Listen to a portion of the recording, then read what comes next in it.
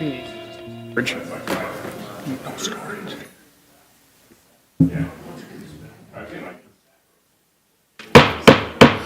evening, everyone, and welcome to the Whatcom County Council meeting for February 25th, 2020. A couple of quick announcements. Number one, if you have your cell phone with you tonight, please silence that.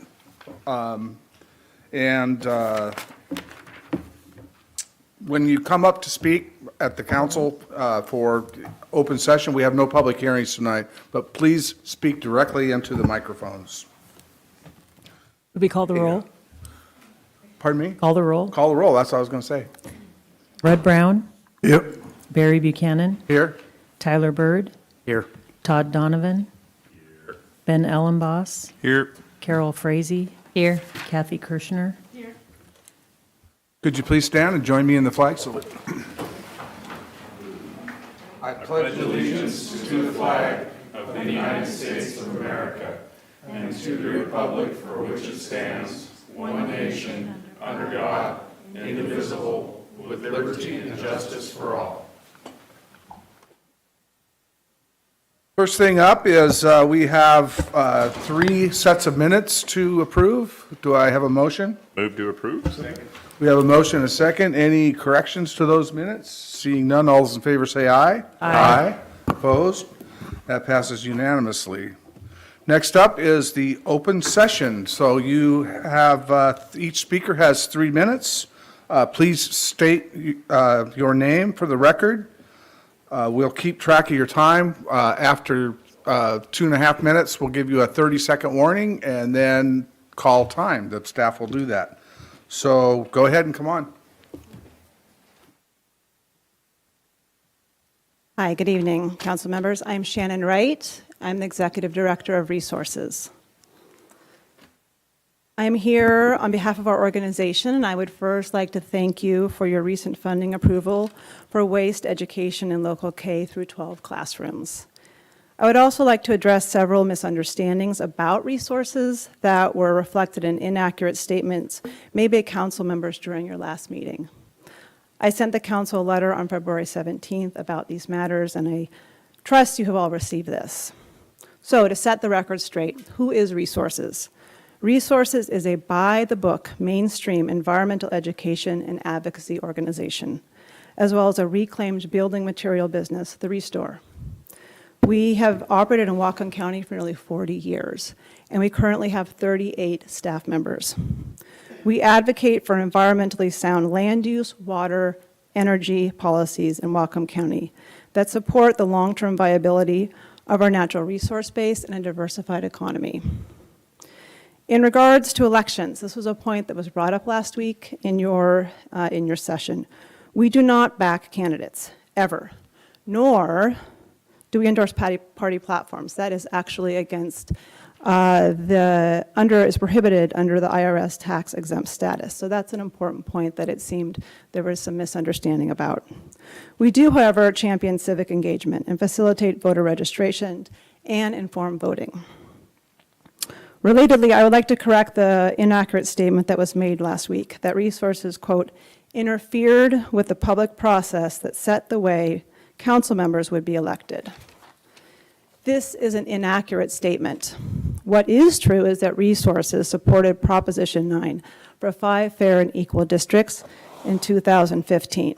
So you can learn more facts about that and other ballot measures we supported on our website.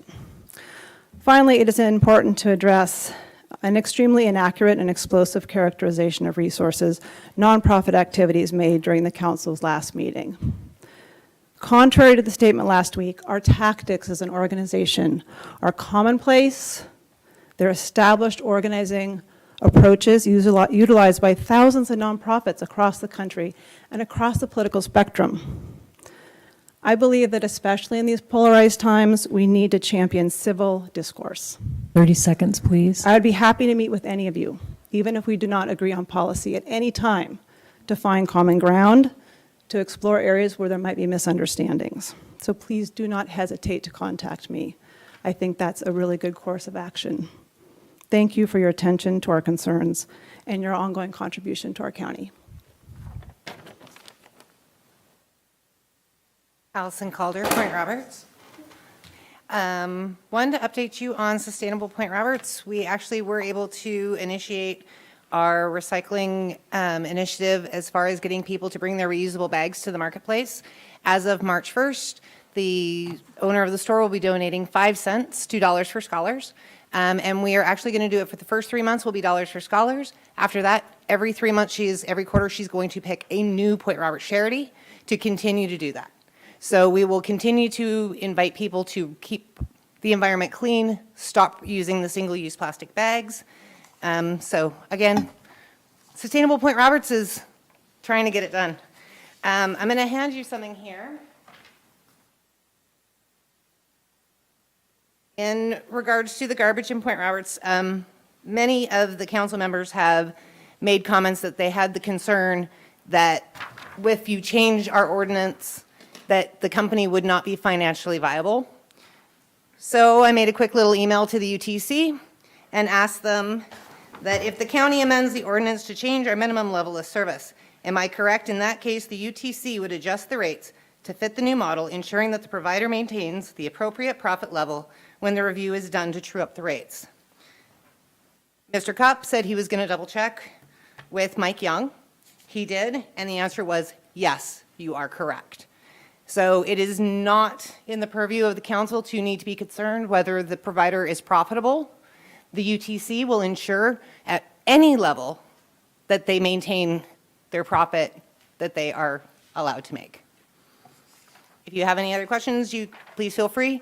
I made sure that John's email was on here as well as his phone number, so you can feel free to contact him to verify. Thank you. Thank you.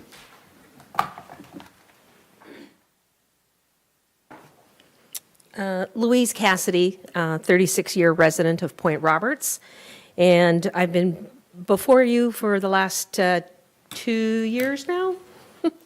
I was happy to hear early this evening that a discussion of the Point Roberts garbage and recycling issues has been scheduled for March 24th at the Public Works and Health Committee. I would also like to ask that the council request the hauler to provide in advance of this meeting the information needed for the discussion, such as how many households had actual garbage picked up, how many cans were used by each household by the year end, how many of those households have weekly pickup, how many extra cans were billed for, how many overweight cans were billed for. What were the monthly tonnage figures for July to December, separated out by the source of collection? That way you could compare them to January to June that the UTC has already provided those tonnage figures for. It shows that we only used, in the first 6 months, 27% of the allotted tonnage that the UTC based their rates on. I would also ask that you request a copy of the 2019 excise remittance, tax remittance, and a reconciliation of the tax collected versus the tax remitted. These are all things that would be very beneficial for your discussion, as opposed to wanting them and then not having them and then having to reschedule your meeting. It would just be pertinent to have all that with you on the March 24th meeting. And in closing, on the issue of a ferry district, I ask that Point Roberts also be included, as we could use one too. Thank you.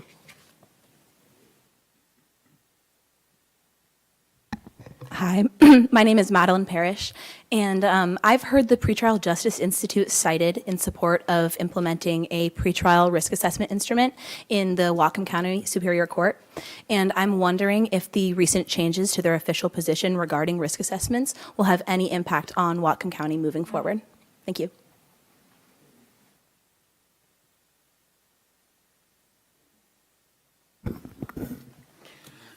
Good evening, members of council. John Lesso, Point Roberts, and North Vancouver. First of all, I'd like to thank County Executive Sadhu for making that long trip up to Point Roberts for the town hall on Friday and listening to our concerns. When I got to the Point Roberts border around 3 o'clock, the border guard asked me, "What's the purpose of your trip?" And I said, I'm I'm here for the town hall meeting with Sat Paul Sadhu. And the Border Guard said, oh, yes, he's here. So you're well known. Come up anytime.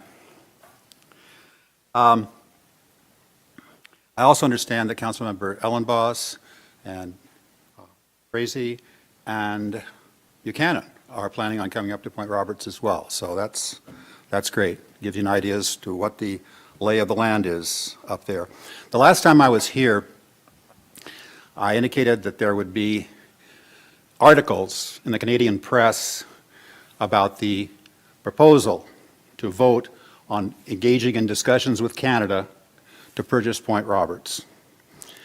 Subsequently, there were in the Global News and the Delta Optimist and the Canadian press. Now, I just want to make it clear, I did not put anyone up to those articles. I was contacted, wow, about 6 months ago by the press in Canada on this. I did not seek them out. They came to me. No doubt you have seen some of those, some of that coverage because I sent it to you. And in keeping with the spirit of transparency, the communications that I've been receiving over the past months have all been sent to County Council. And I got the batch for you tonight, and I'm going to keep them coming, so there will be no question as to whether or not I'm in this for the money or anything else. Someone asked the other day, what's your motive, John, for doing this? I have no profit motive whatsoever, any more than I have a motive for protecting the orcas in Puget Sound. You don't have to have a motive, it's just the right thing to do. So, there you go. 30 seconds, please. Okay. The one question that came up today was the legality of what I'm doing. I'd just like to say that the transfer of any sovereign territory requires a special act of Congress in both houses and the approval of the President and the State Department. And of course, if they do that, they have to have a reason why. And the first reason is to have the people on both sides of the border come to them. And that's what we've been doing for the past year. Time. Thank you. John. Thanks, John.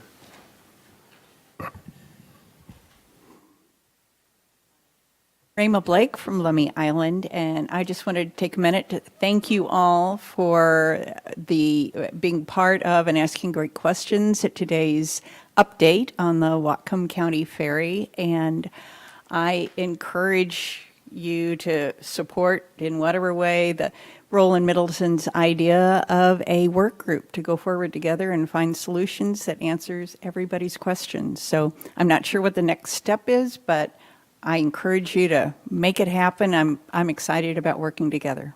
Thanks. Thank you.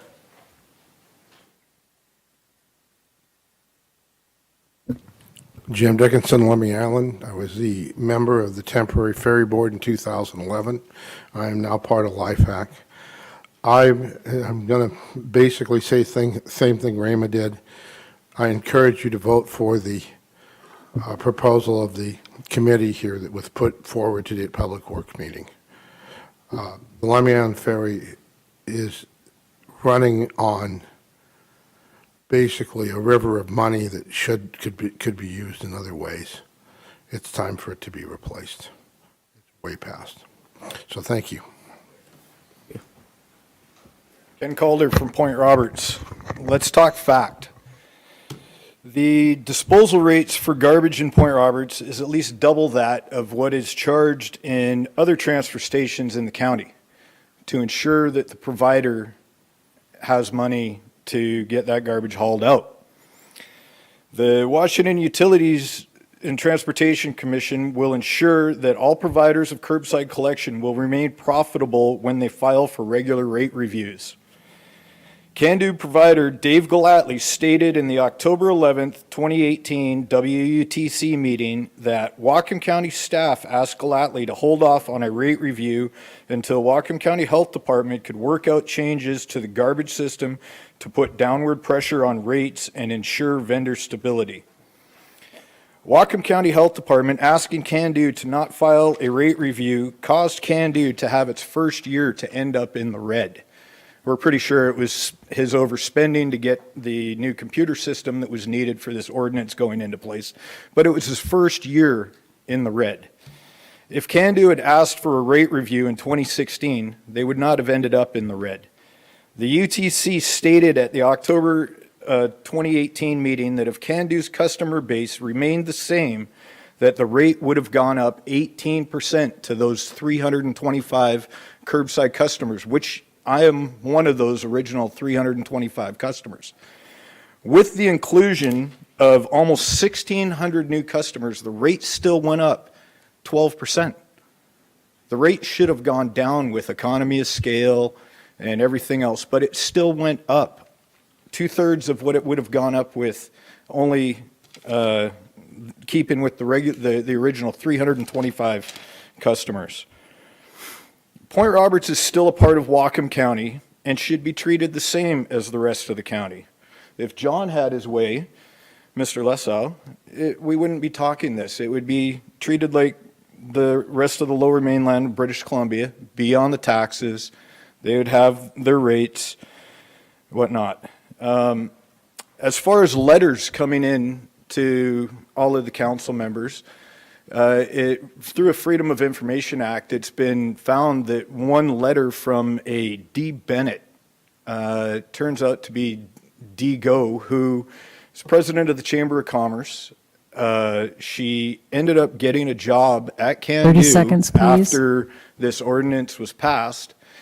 And in that letter, she stated that she's afraid of retaliation or bullying from me or those fighting this ordinance, which is furthest thing from the fact. There's laws to prevent that stuff, and all I've done is come here and present fact. Why didn't she state that she was Chamber of Commerce, employee of CANDO? Why did she use her maiden name? At the 27% of what CANDO collected, in 2018, there's approximately $200,000 of income that the property owners paid for them not collecting garbage. These are facts. Thank you. Thank you.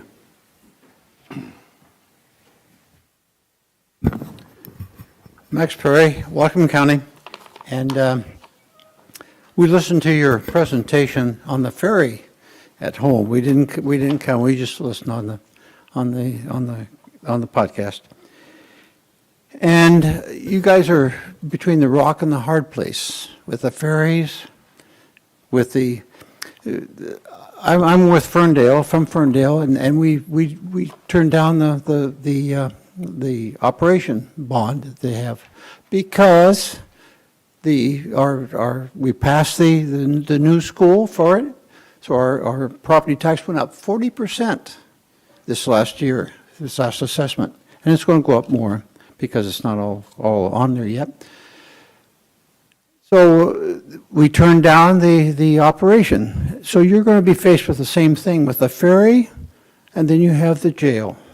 The jail that you've kicked out the can down the road for, there's 3 of you on there now that if you'd have passed it and got behind it, originally when Jack Lowes presented that and had the pods and some good treatment for it, it would be in operation now and be a thing of the past. Then you would have some, now you're going to have to look at the jail, funding that's a big funding, and funding the ferry, which is sizable also. So you're going to have sticker shock from your constituents out in the county too. Thank you. Max.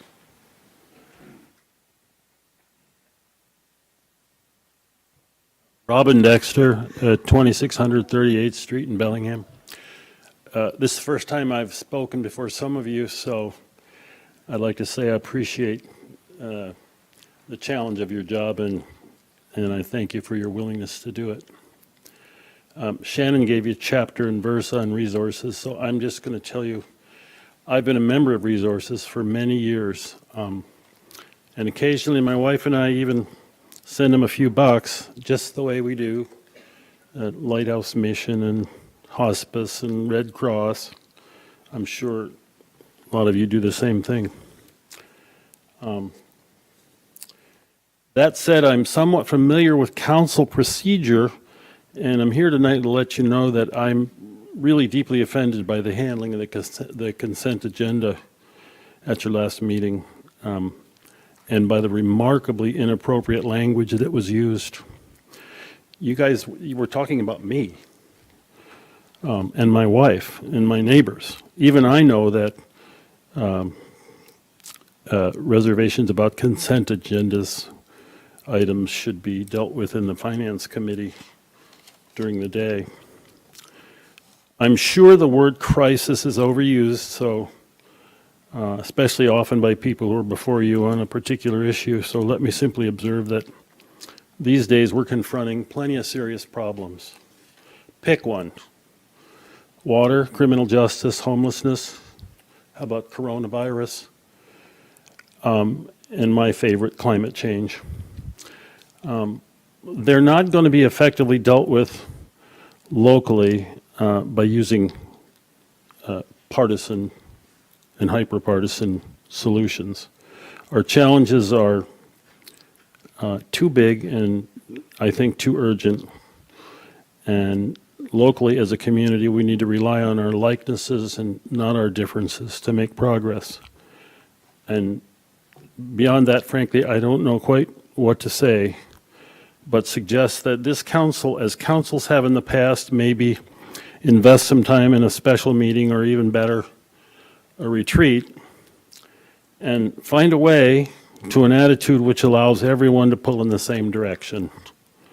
I'm with you if you can do that. We need progress 30 here seconds, please. and not partisanship. Thank you.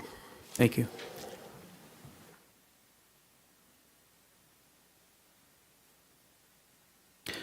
My name is Dave Morrow of 16 Greenpoint Road. That's on the north end of Lake Samish, where I've lived the last 20 years. You've seen me speak many times in this room in defense of keeping the 300-foot safety buffer between powerboats and the shore on Lake Samish. I could not be present for your vote on January 28th of this year, wherein 5 of you, Barry Buchanan, Rudd Brown, Ben Ellenboss, Kathy Kirschner, and Tyler Bird, cast your support for Tyler Bird's ordinance AB 2019-480, which among other things now allows ski boats to come within 150 feet of shore and docks while pulling skiers at high speed. It is you 5 I'm addressing this evening. I watched the video of that hearing and saw how the powerboaters cheered when you gave them what they wanted. It must have felt good to have a room full of people cheer for you. I hope you soak that moment up because I believe that will be the last time you feel good about your yes vote. I'm here to make a prediction and offer some advice. I predict that a collision between a powerboat and a swimmer, rower, or paddler will occur on Lake Samish as a direct result of your choice to remove the 150 feet that used to separate them, and a death or serious injury will result. My advice is that you write down your rationale for putting ski boats on top of swimmers, since both are now permitted to be 150 feet from shore and docks on Lake Samish. Because when you're asked to comment in the newspaper articles that follow a tragedy of your own making, it will be difficult to recall what you were thinking when you voted yes on January 28th of 2020. Those notes will also come in handy when you sit down with the grieving family. In the interest of making sure that meeting goes well, I'd like to state what rationale will not pass muster in that moment. 1, there's never been this kind of accident on Lake Samish before. You might as well tell them their dead child was a test proof for public policy that refused to acknowledge the increasing boat traffic and other recreational users on Lake Samish. 2, I felt guilty about the flawed process that initially expanded the buffer from 150 feet to 300 feet. While your commitment to process may be commendable, it will mean nothing to a person who lost a loved one as a result of your process. 3, I didn't know there was a safety problem on Lake Samish. 30 seconds, This would be please. wholesale falsehood. Myself and several other Lake Samish residents have written you letters and testified in this chamber to the many near misses we see all summer long. 4, I thought law enforcement would keep things in line. No, you didn't. We've all heard from Sheriff Elfo describing the very limited enforcement presence he has been able to provide on Lake Samish. What's more, it seems clear no enforcement actually takes place when sheriff deputies are on the lake, as no citations have been issued in the last many years. I would go with this one. I crumble beneath the immense pressure placed on me by the loud, angry power boaters of Lake Samish. In so doing, I failed the most basic responsibility of any public service, public safety. That answer won't make the grief-stricken family feel any better, but at least it will be the truth. Thank you.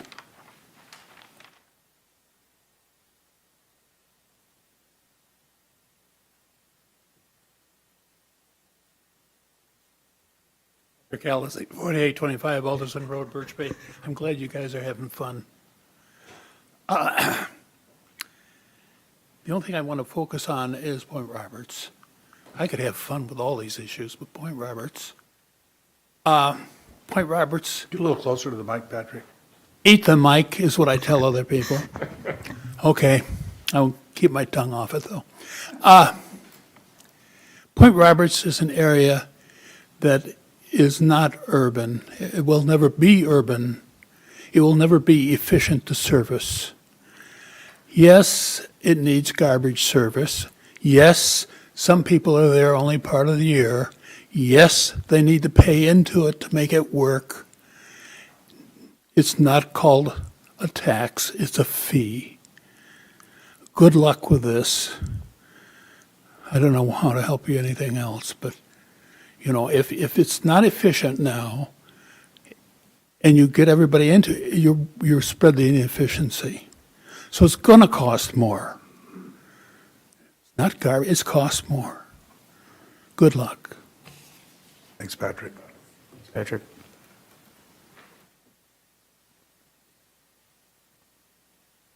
Annette Madden, Point Roberts. Here to talk to you about garbage and to respond to Mr. Allison. We did have a system that worked for the part-timers, the full-timers, everybody, and I was encouraged to hear that you're going to look into it. I request that you please stick to facts and numbers and not hearsay and innuendo and conversation about feuds and stuff that's misleading, because it's put out there to distract. All we've presented is fact and numbers, and it will align with what we've been telling you if you look into it. And it maybe enforce ordinance 2001-034 that was made recycling mandatory. That would fall in line with the solid waste plan to reduce garbage and increase recycling. It would help everybody to participate. It would help the provider with his customer base. Everybody wins, and we help to reduce garbage. And everybody would pay as they throw, not pay some outrageous amount. My family used 7 cans last year, but paid for 26. So thank you for looking into it, and please stick to fact. Anyone else like to talk to us during the open session? Seeing none, we will close the public open session, and we'll go to finance.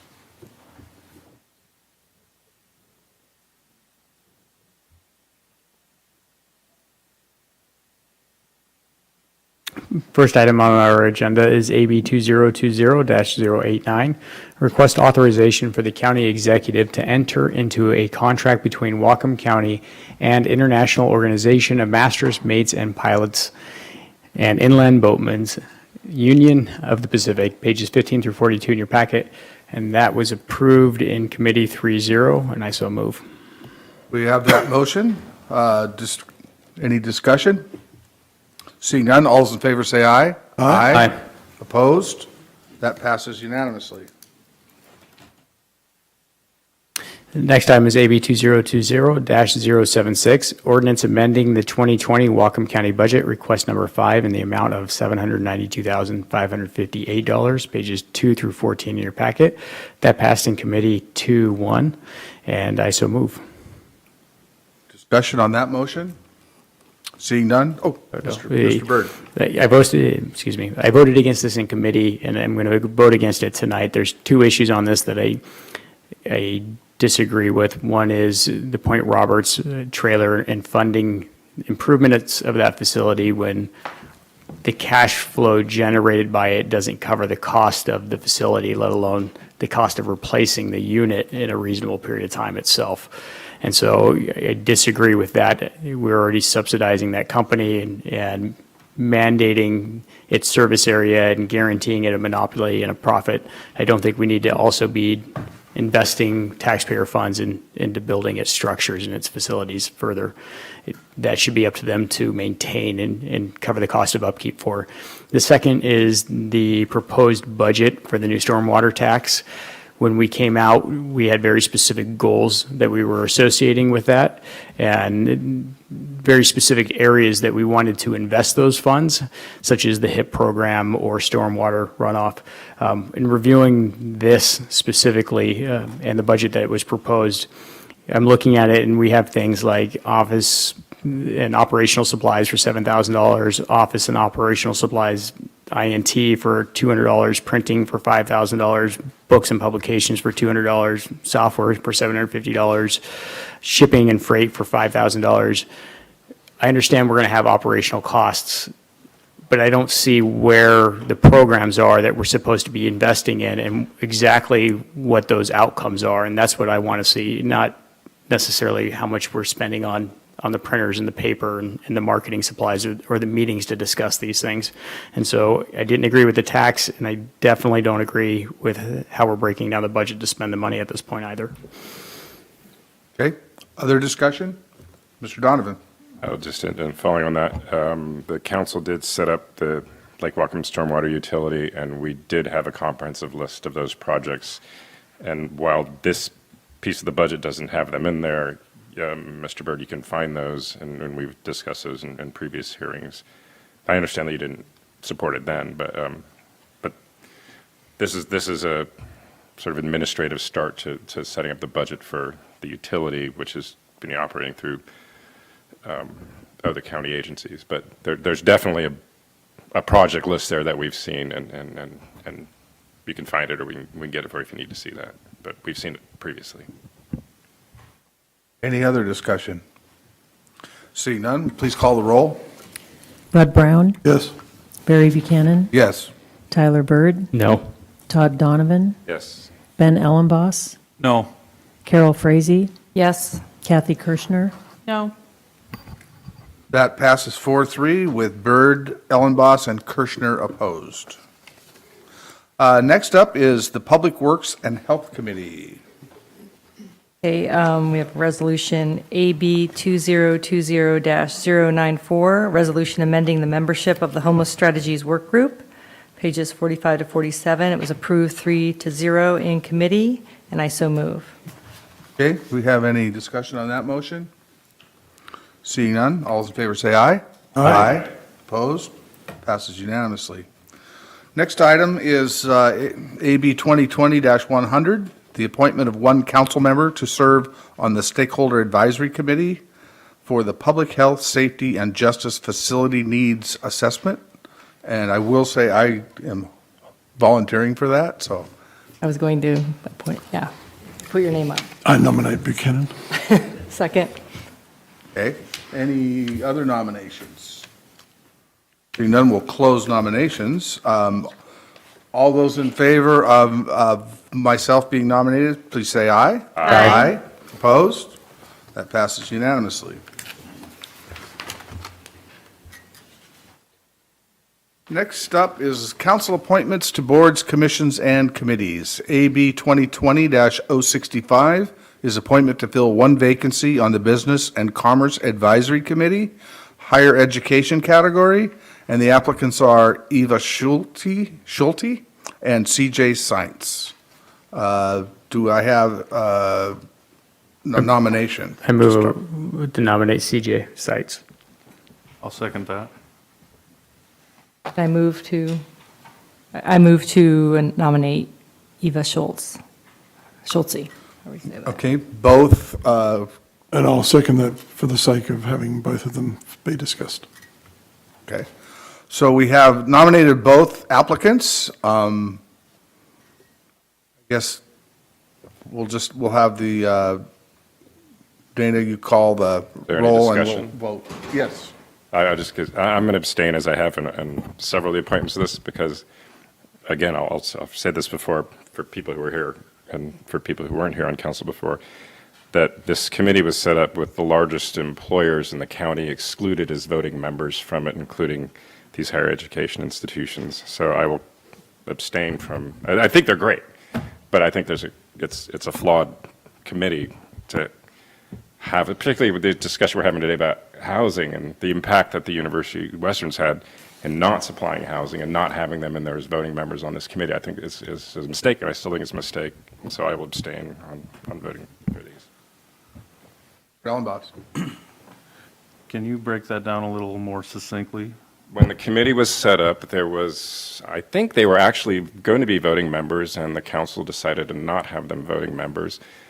We don't have Peace Health, which is a major employer that has a massive impact on housing issues here and the business environment here. They were intentionally excluded from this committee. Higher education was intentionally excluded as voting members. There's also a whole bunch of other baggage from when it was first set up, but when we were doing the process of appointing in the last time, I abstained for various reasons. I'll continue to abstain for these because I actually think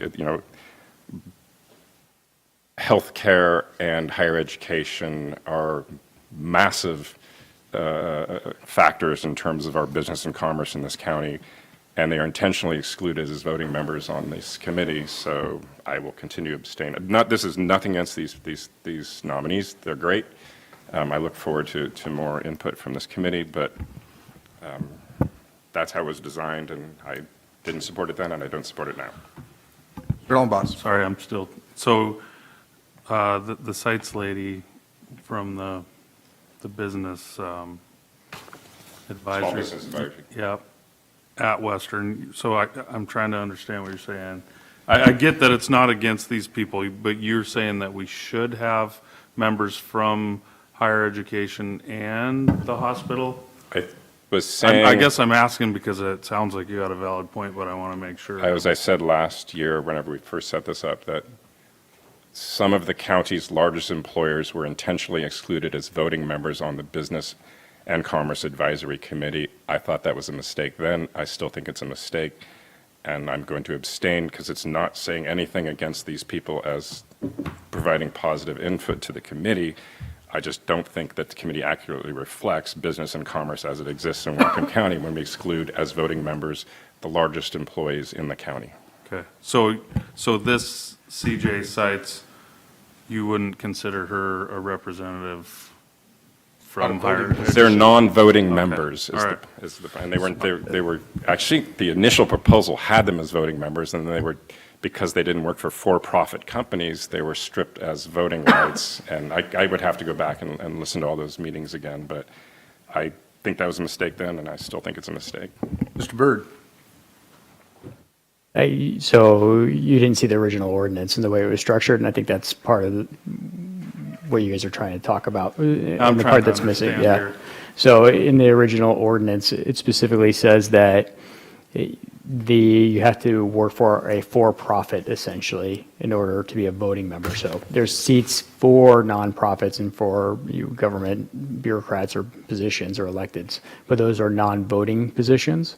And the reason for that was because there was concern by many of the for-profit entities that we wanted on there based on previous committees that had been put in place, that the committee would be taken over by nonprofit organizations and that they would lose any kind of balance. And so, and I think it has a ton of merit. I think it's the same thing as I mentioned about the Housing Authority, not the Housing Authority, but our Housing Advisory Committee. And there's a group that has a number of positions that are dedicated to people that are working within the industry and within the market, and yet it's a committee, it's just one more committee that's made up of entirely nonprofits. And so in this case, based on that concern, based on the input that we get from those organizations, they're at the table they have the ability to provide impact, or feedback, and take part in the discussion. But when it comes down to votes, what we were looking at was economic development, and it's the for-profit entities that are there, which I believe there's 16 of them that actually are taking a vote. Brown. So I'll concur with what Mr. Bird is saying. I was a member of a sort of an equivalent to this probably 15 years ago. It was very heavily weighted by electeds and not-for-profit organisations, and the organisation really didn't have the entrepreneurial spirit necessary to identify where job growth and future opportunities are going to come from. And that was one of the concerns with this one, it needs to be more driven by the entrepreneurs in the room, are the ones who create the next generation of employment, than any particular non-profit or government entity. That was the logic. Okay, I want to keep on track with what we're voting on. So if there's any more discussion about the applicants and the process in order to select them, that's fine.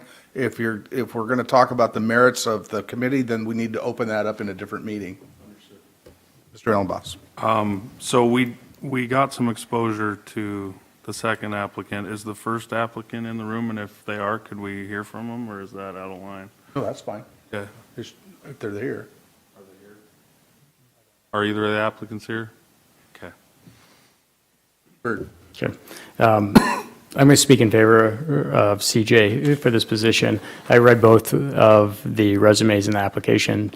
I noted that Eva recently moved to the community, and I think that in light of the engagement that CJ's had and the position that she's had in the community and the involvement with the businesses and getting businesses off the ground, and her understanding of what it takes to create jobs and actually impact the economy, and how much time and energy she already puts into that, I think she'll be a very valuable asset with a great perspective in relation to what's happening here as well within our community. So I hope that we appoint her to this position.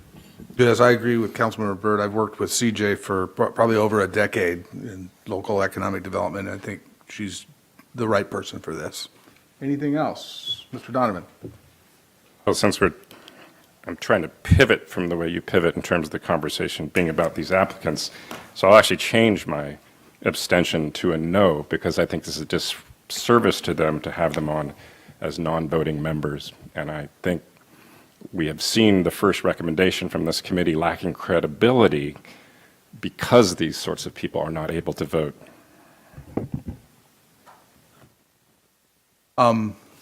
First of all, you can't vote no, because this is a different kind of vote. You're going to vote for a person, or So wait, there's not a yes/no question. This is to put the name forward because they're both nominated. Well, so when the roll call comes to me and I don't stand, You can't abstain. say present. You can't abstain or be present. Yes. This is a cruel twist for a professor of politics. And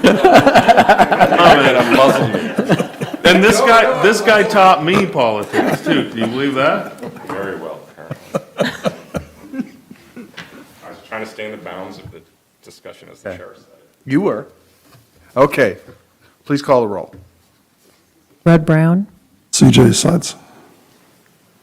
Barry Buchanan, CJ Sites. Tyler Bird, CJ Sides.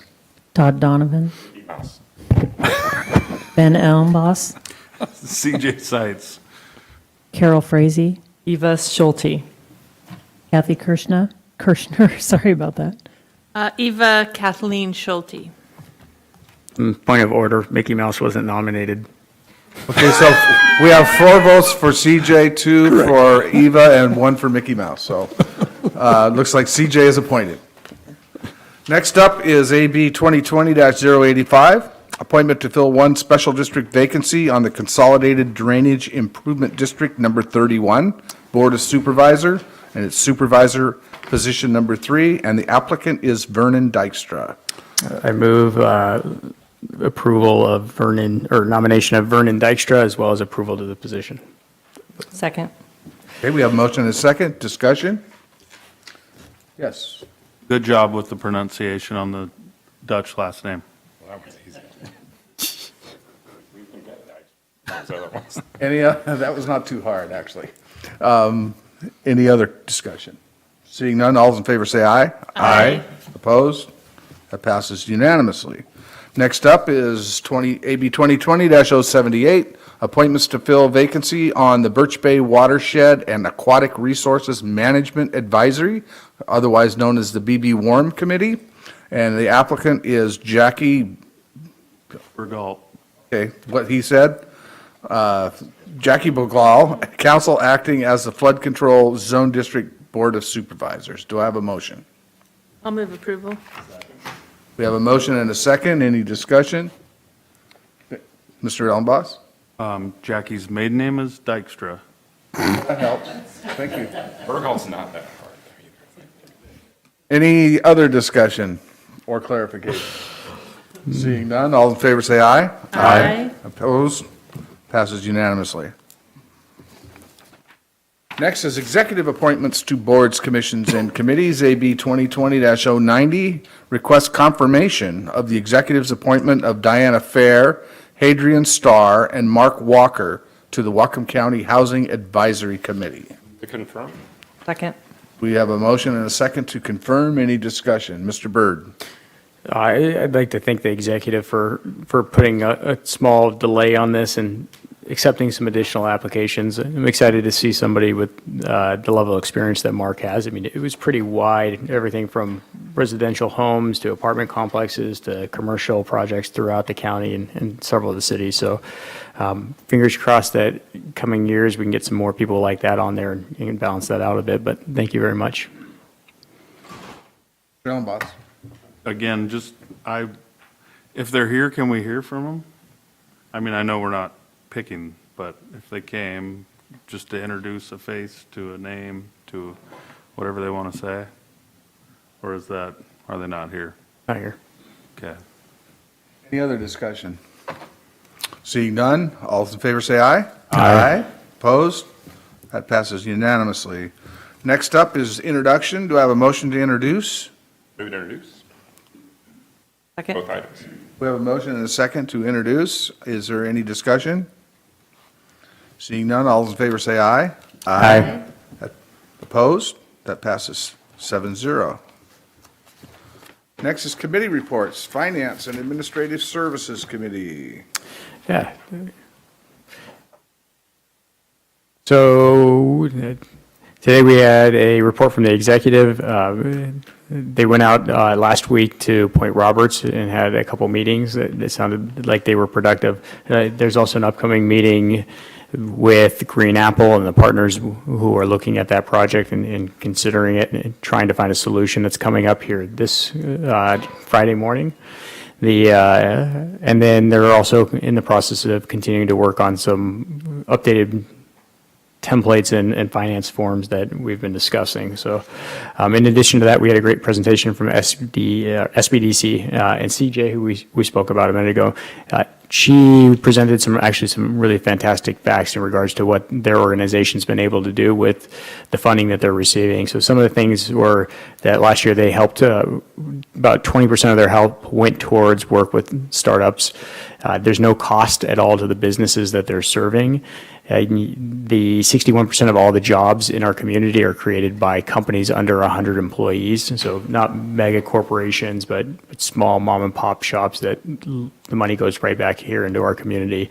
What was really impressive was the ROI that they're getting on that investment. So for every dollar that they invest, they get $17 back, and their mechanism for determining that was actually really interesting. And I think that it equates to, if you were to use some different calculations, you'd actually see a much higher return than what they were proposing.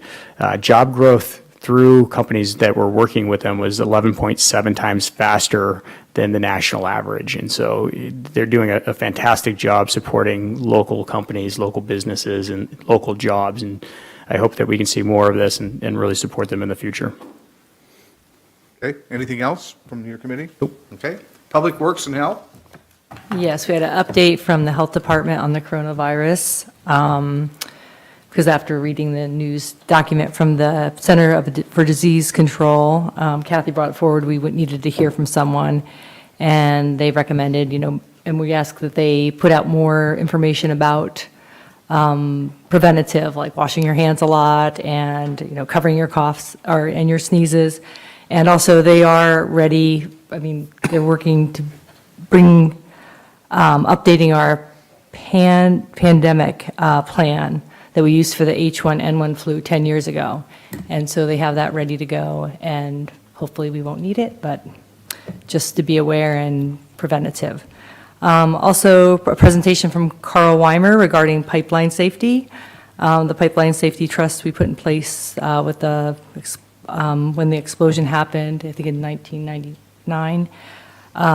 He explained how they put a trust in place, and while the county council, we cannot regulate pipelines, but we can require that developers and everyone dial 811 before digging or building, and we do have that as a county policy here. Bellingham hopefully is going to fall in place too. And also to ensure that our first responders are prepared for any pipeline incident. And lastly, I have an update from the Lummi Island Ferry, and our Whatcom chief is older than most of us. It's 58 years old. I'm not sure how many of us, but most of us. Older than me. So, a little older than me. So there's lots of upkeep costs now, and ridership is predicted to increase, so we're looking how we're going to replace that. And the Lummi Island Ferry Advisory Committee, they've been meeting monthly since you passed that, I think, Kathy, in 2010 or 10 years. So the recommendations included grants, fare surcharges, creating a ferry district to enact a limited time tax. So they're looking at all that, and hopefully we'll bring forward a work group. We'll see what happens. Planning and Development? Mr. Chair, sorry, if I may just add something to her. So one of the discussions from the Health Department was, while it's not known yet as to what, really the treatment will be going to be if there is an outbreak of coronavirus here, there was a point to urge people to maintain their existing emergency kits, which the same kit you would keep if you're in worried about an earthquake or flooding or something like that. So just now's a good time just to make sure you got some adequate food for a bit of time, water, batteries, and so forth. Thank you. Okay. Planning and Development. Yes, we had a discussion regarding the Whatcom County Business and Commerce Advisory Committee's recommendation on housing, which were 6 recommendations to publicly declare a housing crisis, replace current zoning rules, codes, procedures with a temporary housing crisis plan, provide infrastructure and resources to increase housing availability, reduce government fees for housing development, provide incentives for hitting affordable housing and workforce targets, and annex additional outlying areas.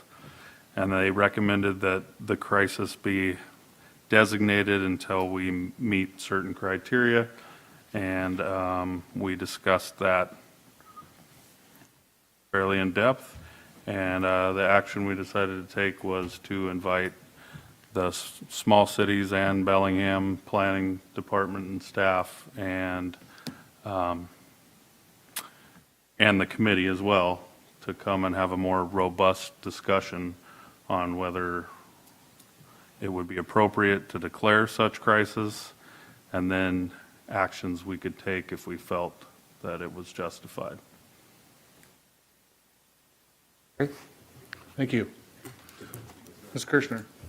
I don't know, did we vote as a council on the ferry task force that we were going to recommend to the council to vote for? We did have a motion. I think both of those committees had motions.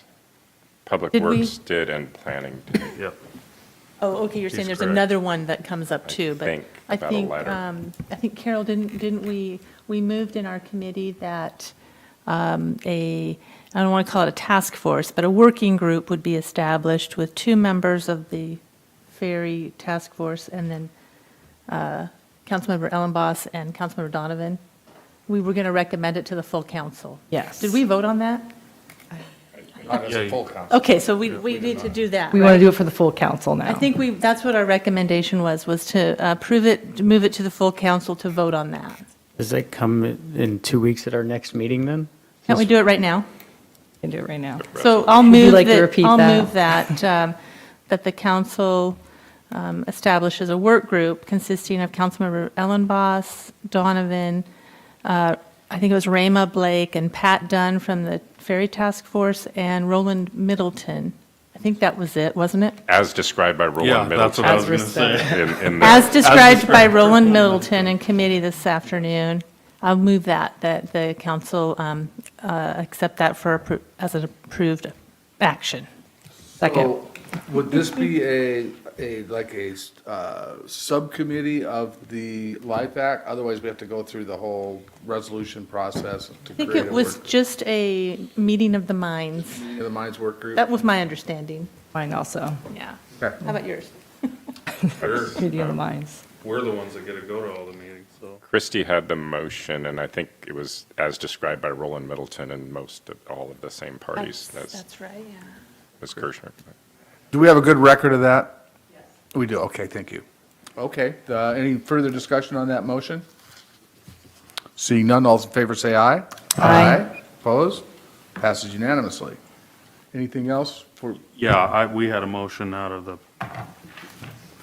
Planning and Development Committee. To write a letter. Yeah, the motion was to write a letter to the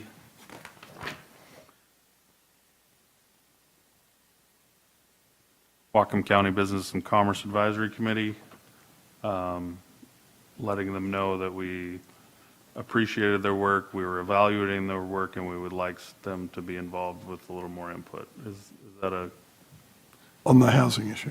on the housing issue? Right. so I, for one, would not vote on a blank letter. So I would like that, for me, to have it drafted and vote on something that's complete. Well, I think that was, the discussion was who was going to pin the letter, and I don't think we decided that in the committee. Mr. Sadoo? Yeah, so Mr. Brown sent the same letter from Business Advisory Committee to Mark Personius, PDS, and he has replied today, and probably you have a copy of that. And he has addressed all the 6 or 7 items from the perspective of PDS. So I just want that, please read that, and that's what, in the Business Commerce Advisory Committee, there was a suggestion about that also, that maybe we should invite Mark Personius to come and speak to them, but I would really like the council to read that before you write the letter. Mr. Brown? We got it. We actually discussed that letter in council today, yeah. No, that's fine. But I agree with Mr. Buchanan. It's the normal, and I think appropriate procedure is the council votes on a letter in front of them rather than authorizing someone to draft one and then just sign it. So, So write it and then bring it here. yep, Well, that's it. well, right, but I wasn't going to write it if I wasn't the person you wanted to write it, because we didn't make that decision. I offered to write it, and you said, no, the whole council. Can I should amend decide." your motion to say that Mr. Ellenboss will draft the letter? Oh, wonderful, sure. And then, I'll write it and bring it to you, sure. okay, that sounds good. Yeah, Barbara's gone, but you got to remember, I went to the public school, and you were my professor in college, so. I'll edit it, I'll edit it. It's all in public school. Oxford comment. Okay, so actually, there's not a motion on the table, right? I don't believe. I think Not till the I think we're letters just are a little prepared. short of making a motion. Do you agree? Well, you guys No directed second. me to There write was the no letter. second. There's no second for sure, so we'll wait until the letter Doesn't need a comes to- second, it's out of committee. Yeah, It doesn't need a second, he's bringing it because the committee voted on it but he unanimously. didn't move it. That's true. Oh, I thought he did move it, but okay, No, he did not. okay. I'm pretty sure I did, yeah. You want to? Well, I'll write the letter, then we'll bring it up, and we don't have to argue anymore. So Mr. Ellenboss is withdrawing his motion? Yeah, and we'll bring it up again next time. Okay. Yes. For the invitations to the planning departments and other staff from the cities, was that for 2 weeks from now, or That would work. If possible. if possible? So is there you want me to see how many people can come in 2 weeks, and then we could extend that out if we need to, or do you want to firmly put it in 2 weeks? Well, Oh, my preference would be, because if you listen to the committee meeting, I said what I wanted them to be prepared for. Okay. I would like to put it out that way, and if you get a whole bunch of people that say we can't make it, then we'll adapt, adjust, and overcome. Does that Thanks. work? Yep. Okay. Bird? Nope. You're good? Yep. Thank you. Ms. Kirschner? Well, I would just say that since you're going to be writing a letter that won't come back to us for 2 weeks, you may want to extend the time when they're going to meet so that the letter comes before they come before us. But maybe that doesn't matter. It Doesn't probably matter? won't matter. Okay, all right. Any other discussion on that matter? Seeing none, we'll go to other items of business. Does anybody have any business items they want to add to our agenda tonight? Seeing none, council member updates. Zip. Zip. Not today. Something weird. No, I'm all right. Nothing? Nothing today. I just want to reiterate to the public watching to please check the CDC website for the up-to-date information and prepare yourselves. Thank you. I met with the folks from Birch Bay and had a wonderful meeting with them. Sat in the location of their new library. Sat in awe in the location of their new library, we'll put it that way. It's a very intriguing project. If you go, they're going to set you where they set me when you go, because it's very impressive. Anyway, another meeting that I had was with, I got invited. So I don't know if you guys saw that the city of Ferndale approved a conditional use permit for the Love's Truck Stop. That's going to be at Grandview and Portal Way, kind of in my neighborhood there. Well, at the same time, I was getting a bunch of phone calls from some upset constituents who were concerned that the drainage in the area wasn't up to par, and they wanted to know how that could get rectified. So I made some phone calls because I assumed the WIDs would be in charge of that type of thing, but that particular area doesn't have a WID, so I got a hold of the Drainage Improvement District. And I learned some interesting things talking to them, but basically they have a yearly budget of $6,000. And remember when we were talking about mitigation projects earlier, the last beaver dam they had to take out was a $17,000 mitigation project before they even did any work. So the conversation stemmed around when I looked at the conditional use permit from the city of Ferndale, it didn't have any conditions on stormwater. And it looks to me like they're planning on throwing it in the ditch that from District 7 that doesn't drain already. And so I suggested to the ditching district folks, because they didn't get notification, even though their property that they have is close enough, they didn't get notification to talk to the city about the conditional use permit and bring up the stormwater issue, that maybe they talk to some legal representation, which I believe their legal representation would be counties. Yeah, I believe so. Ditching district. Drainage Improvement District 7, yeah. So anyway, I suggested to them that they talk to our county lawyer to send Ferndale a letter asking to reopen the permit so they can talk about it, because my concern is that these drainage improvement districts are set up to drain ag land and the farmers get taxed for it.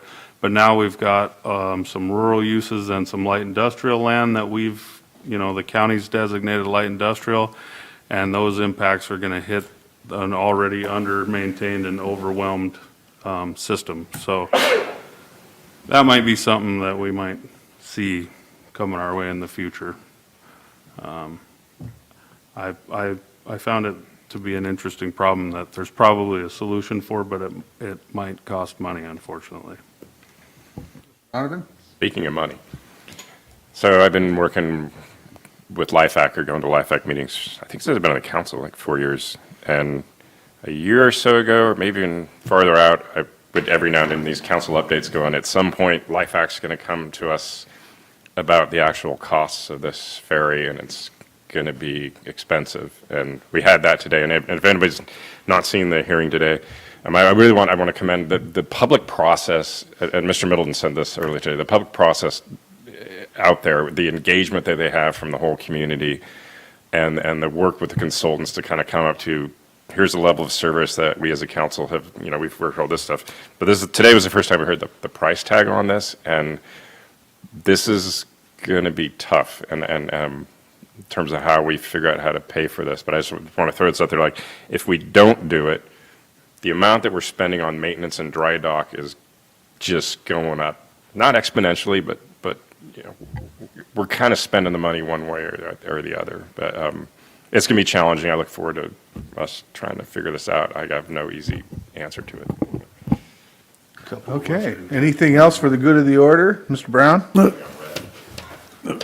Just to Mr. Donovan's point, I'm hoping there is an opportunity to replace the ferry with an electric ferry, not only because of the obvious environmental impacts, but electric vehicles are incredibly low maintenance in comparison to anything that runs on an internal combustion engine. And so the long-term, both the energy costs and the long-term maintenance costs will be much better if we can do it then. And extensive discussion on that, and we'll be hearing a lot more about that. And Maybe we could put out a call to Elon Musk to start working on something for us. Well, trying to keep costs down. There's been years of discussion of that, and we'll be learning about that. Well, I just want to, I'm, as an owner of an electric vehicle, I am absolutely stunned at how much better experience it is, and my energy costs for the same amount in 100,000 miles, my energy costs will be 1/10 of my wife's car. There's not a charging station for a boat on the island. Anyway, it's been considered, and it's being planned to be convertible to. We'll be hearing a lot about this. Anything more for the good of the order? We are adjourned.